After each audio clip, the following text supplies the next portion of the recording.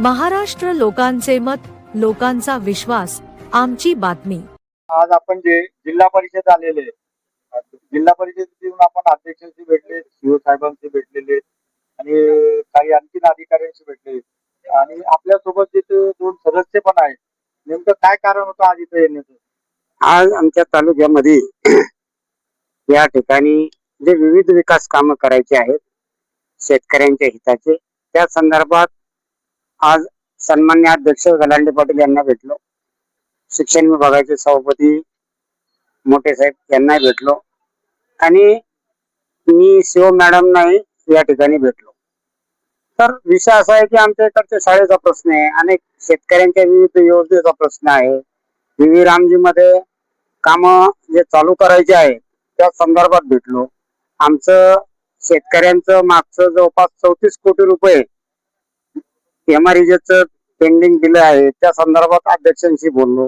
कारण परवा आपण बघितलं, माननीय मंत्री महोदय भरत गोगावले साहेब यांनी जो पंचसूत्री कार्यक्रम या ठिकाणी छत्रपती संभाजीनगरला घेतला आणि त्यावेळेस अध्यक्ष जे आहेत गलांडे पाटील त्यांनी जो विषय मांडला तो अगदी खऱ्या अर्थाने शेतकऱ्यांच्या हितासाठी आणि विवी रामजी मध्ये किंवा मागच्या जुन्या एमआरईजेस मध्ये जे जे काम प्रस्तावित होती त्या कामाचे पेंडिंग बिल शेतकऱ्यांनी कर्ज काढून विहिरी खांद्या, गायगोटे बांधले, फळबाग लावले, हे अनेक पैसे त्या ठिकाणी जिल्ह्याचे बाकी होते।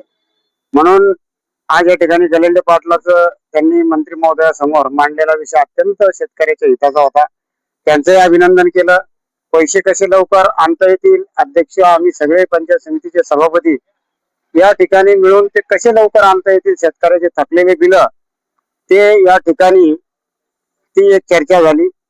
आमच्या तालुक्यामध्ये निजामकालीन काही शाळा आहे आणि त्या संदर्भात मोठे पाटील शिक्षण सभापती यांनाही आम्ही बैठक घेऊन एक चर्चा केली। आमच्या तालुक्यातील सर्व शाळा कशा दुरुस्त होतील आणि कशा नवीन इमारती आम्हाला येतील, आमचे पीएससी दवाखाने त्या ठिकाणी त्या संदर्भातही त्यांच्याशी चर्चा केली। अनेक ज्या काही नागरी सुविधा आम्हाला तालुक्यात द्यायच्या आहे त्या संदर्भात गेलो। त्याच्यानंतर मग मी सीओ मॅडमना भेटलो आणि सीओ मॅडमला भेटल्यानंतर त्यांनी विशेष अभिनंदन आमचं केलं या ठिकाणी की छत्रपती संभाजीनगर तालुका जिल्ह्यात नंबर 1 वर काम करतोय।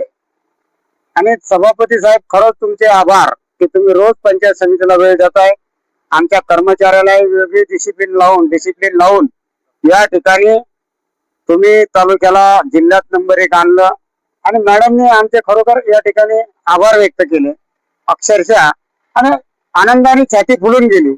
पण आमचे काही प्रश्न होते टेक्निकली कायदेशीर जे की बीडीओ लेवलवर सुटत नाही, ते झेडपीला सीओ लेवलवर सोडावं लागतात, त्या संदर्भातही आम्ही बऱ्याचशा गोष्टीची चर्चा केली आणि मॅडमनी आमचं काम पाहता त्या ठिकाणी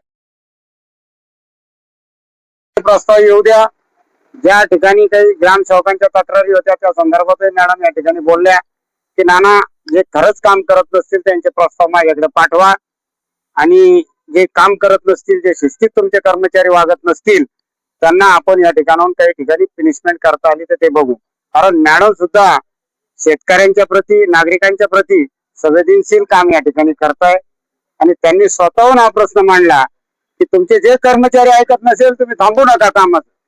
आज तुमचा तालुका नंबर 1 वरती आहे, याला आपल्याला महाराष्ट्रात नंबर 1 वरती कसं न्यायचंय छत्रपती संभाजीनगर तालुक्याला, त्याच्यासाठी मीही काम करते, तुम्ही सगळेजण काम करा, अशा पद्धतीने मॅडमनी या ठिकाणी आम्हाला आज मार्गदर्शन केलं। आता भेट घेतली आपण जसं सांगितलं, आता आणखी शेतकऱ्यांना, शाळांना यांना किती दिवस वाट पाहावी लागेल असं वाटतं आपल्याला? काही नाही, जास्त दिवस नाही। हे बघा, आता आम्हाला सत्तेत येऊन 5 महिने झाले, 5 महिन्याचे प्रस्ताव आम्हाला तयार करायचे होते, हे बऱ्यापैकी आम्ही नियोजनामध्ये घेऊन ते पूर्ण प्रस्ताव आता जिल्हा परिषदच्या लेवलवर आणले।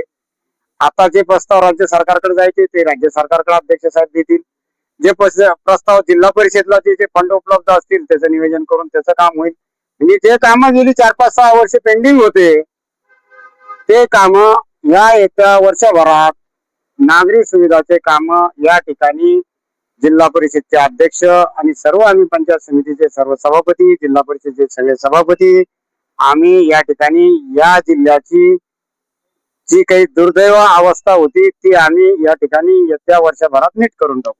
आणि या माध्यमातून आपण शेतकऱ्यांना काय आश्वासन देणार? शेतकऱ्यांना हेच सांगणार आम्ही, वेळोवेळी आम्ही शेतकऱ्यांच्याच बाजूने आहे आणि शेतकऱ्यांना हेच सांगणार की तुम्ही निश्चिंत राहा. ज्या काही तुमच्या लूज फॉल आहेत, ज्या काही तुमच्या अडचणी आहेत, आम्ही 24 आवर्स आमच्या दालनात आमच्या कार्यालयात बसलेलो आहोत. शेतकरी आला आणि तो नाराज होऊन गेला असं कुठलंही काम आता आम्ही सत्तेत आल्यापासून या ठिकाणी होत नाही. म्हणून शेतकरी पण आमचा खुश आहे, तोही समाधान व्यक्त करतोय, तोही बघतोय की पंचायत समिती असेल, झेडपी असेल, या ठिकाणी आपण भारतीय जनता पार्टीच्या ताब्यात देऊन फार मोठं चांगलं काम केलं असा आमचा विरोधी असणारा दुसऱ्या पक्षाचा शेतकरी सुद्धा या ठिकाणी बोलून दाखवतोय. म्हणून आमची छाती फुगती तर आमच्या कामावर कोणी आमच्या पाठीवर शाबासकीची हात टाकला की आम्हाला जोमाने जोश येतो आणि आम्ही कामाला लागतो. आज महामहिम राज्यपाल नाना बागडे यांचा वाढदिवस आहे, त्यानिमित्त काय सांगणार? आज आता नानाचा कामाचा गौरव मी ते शब्दात मांडणं मला वाटतं ते योग्य नाही. की नानाने आपल्या दैनंदिन जीवनात आम्ही लहानचे मोठे नानाच्याच हाताखाली झालो, कारण नानाचं गाव आणि माझं गाव आमचं बांधाला बांधे आणि आम्ही त्या काळातले नाना बघत होतो आणि आजचे नाना बघतो. की एक सर्वसामान्य शेतकरी कुटुंबातून आलेला माणूस या देशात एका राज्याचा राज्यपाल होतो आणि हे होत असताना किती कष्ट करावं लागतात, किती मेहनत करावं लागते, किती इमानदारी ठेवावं लागते, किती सातत्य ठेवावं लागतं. या सगळ्या गोष्टी नानाकडून घेण्यासारख्या आहे.